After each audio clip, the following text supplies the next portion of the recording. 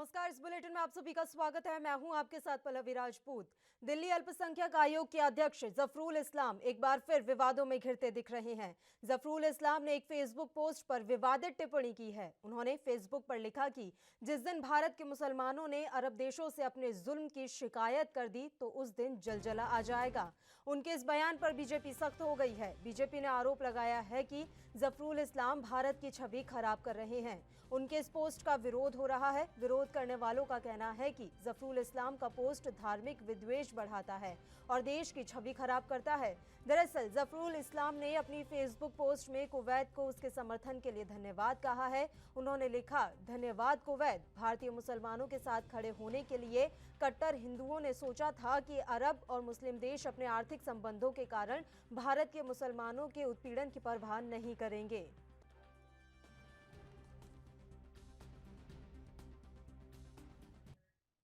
तो दिल्ली अल्पसंख्यक आयोग के अध्यक्ष जफरुल इस्लाम एक बार फिर विवादों में घिरते दिख रहे हैं। जफरुल इस्लाम ने एक फेसबुक पोस्ट पर विवादित टिप्पणी की। उनके इस बयान का विरोध भी हो रहा है।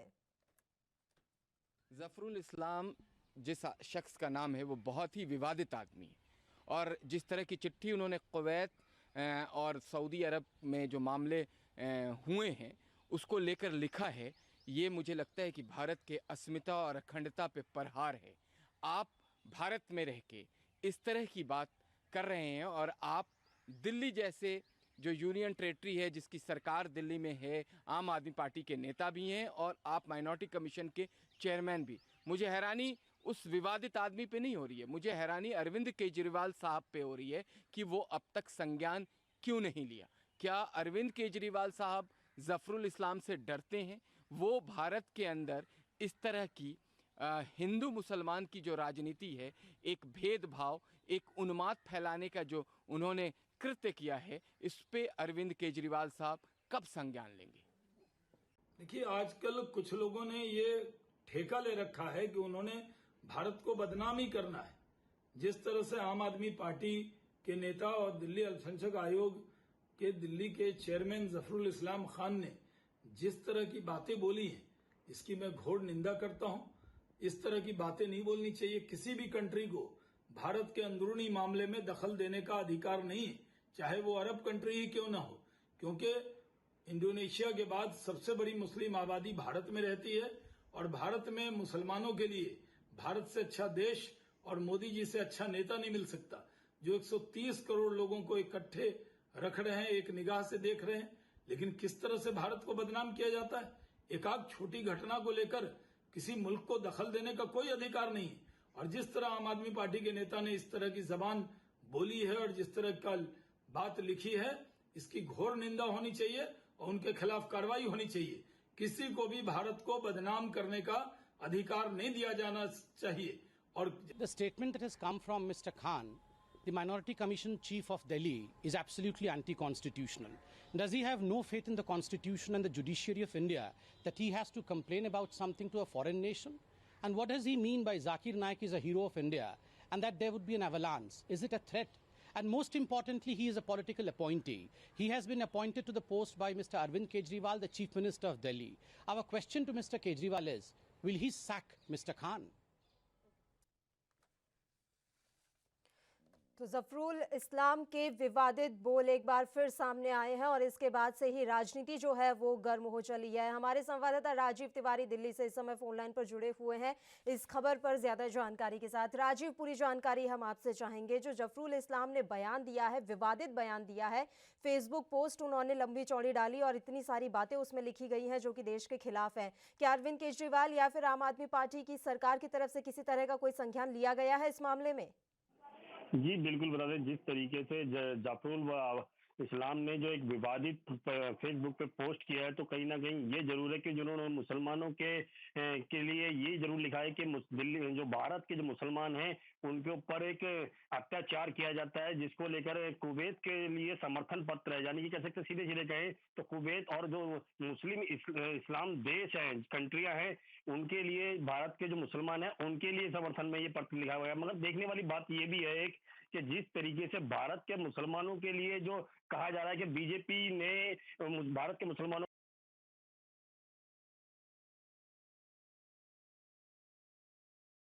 पहुंच रही है। राजीव से हमारा संपर्क टूट गया है। तो आज हम बात कर रहे हैं दिल्ली अल्पसंख्यक आयोग के अध्यक्ष जफरुल इस्लाम के विवादित बयान के बारे में, और इस बयान के बाद वो फिर से विवादों में घिरते दिख रहे हैं। दरअसल जफरुल इस्लाम ने एक फेसबुक पोस्ट पर विवादित टिप्पणी की है।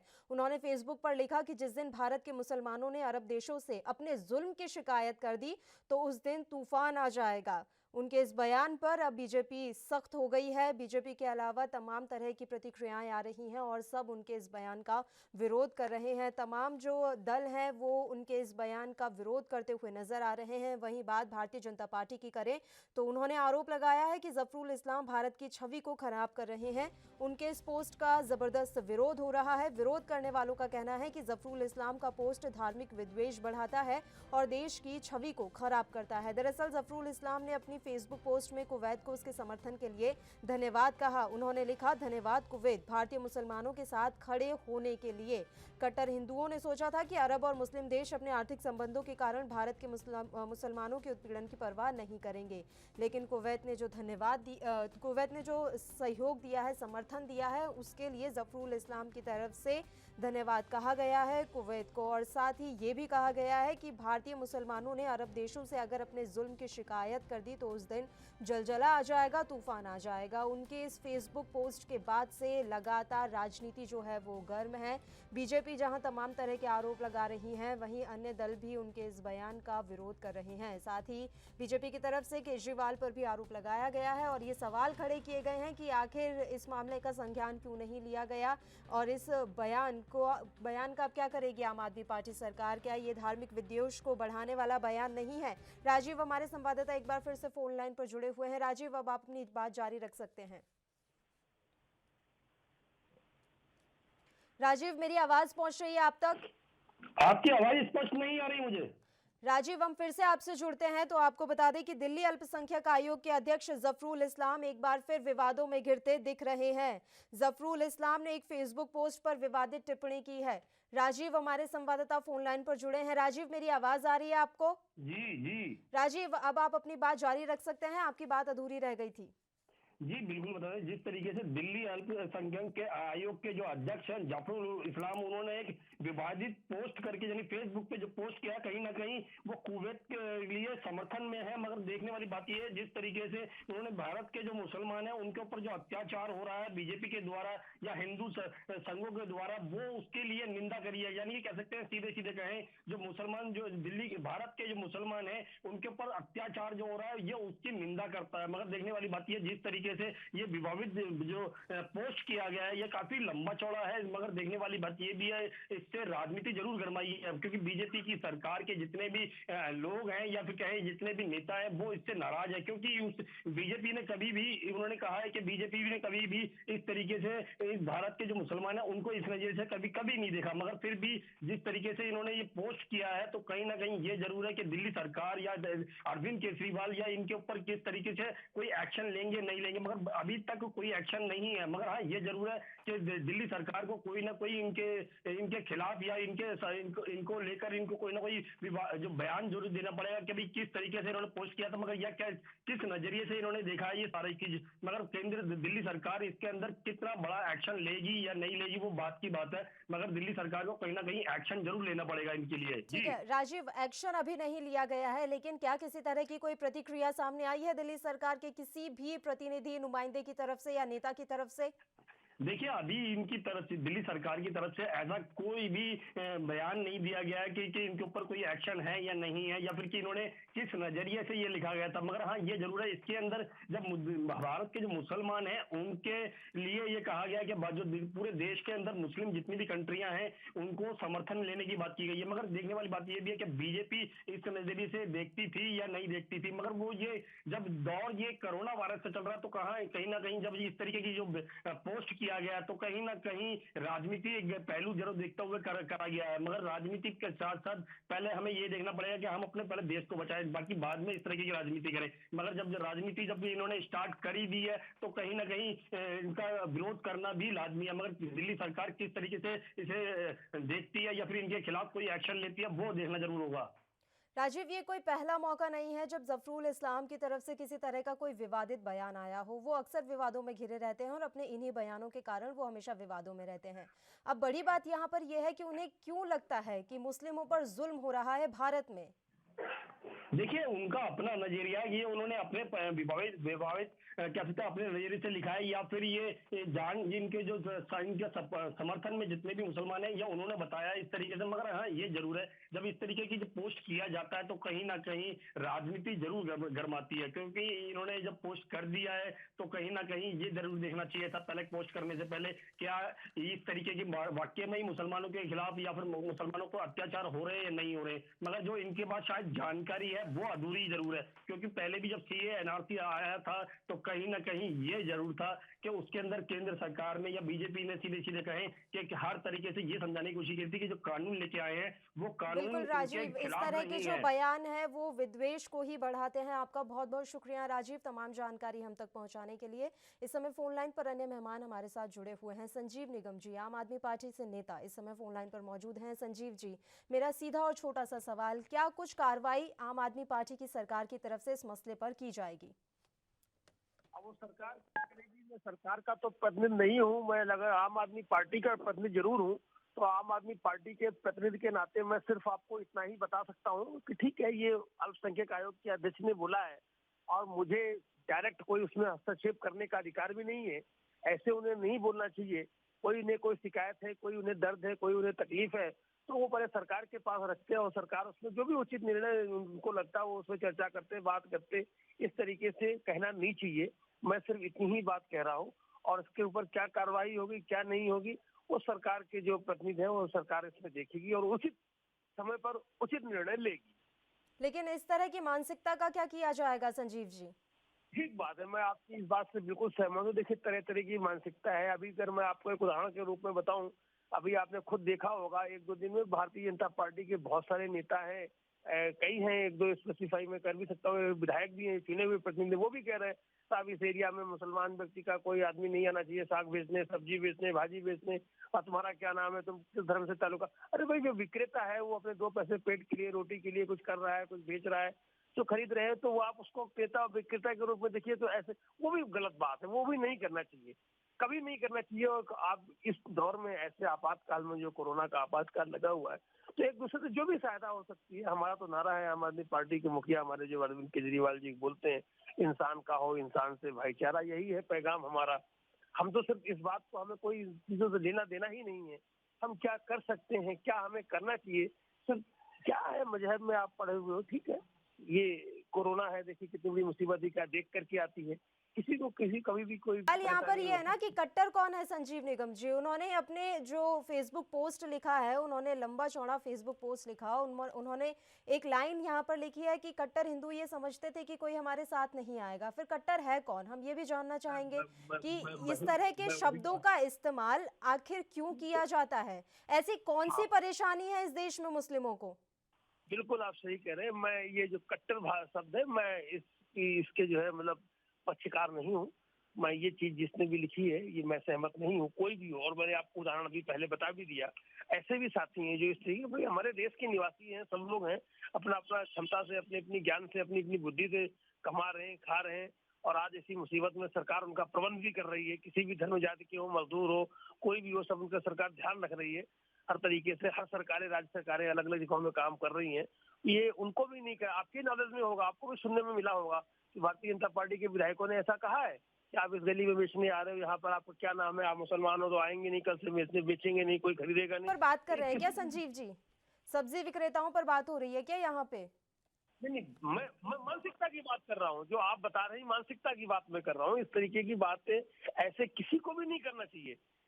आप उस पर जाइए, गंभीरता पे जाइए सब विषय की, कि किसी को भी इस तरीके की बातें नहीं करना चाहिए कि आप हिंदू हो, मुसलमान हो, क्या इस तरीके की भी बात करते हो? आप इस देश का निवासी है, इस देश का वासी है, इस देश में जन्मा है, इस देश के लिए करो। और अगर कोई भी कर रहा है, ऐसी बात कर रहा है, तो वो गलत है, उसे नहीं करना चाहिए। और उसके खिलाफ तत्काल जो है जो उचित कार्रवाई हो सकती है वो होनी भी चाहिए।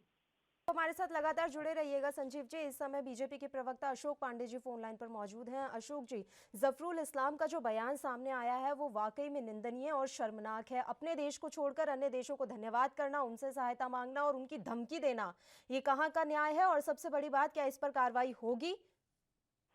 देखिए, ये प्रदेश सरकार का मामला है जी और मैं इस बात पर निश्चित तौर पर कह सकता हूँ कि जफरुल खान ने सौहार्द बिगाड़ने का काम किया है।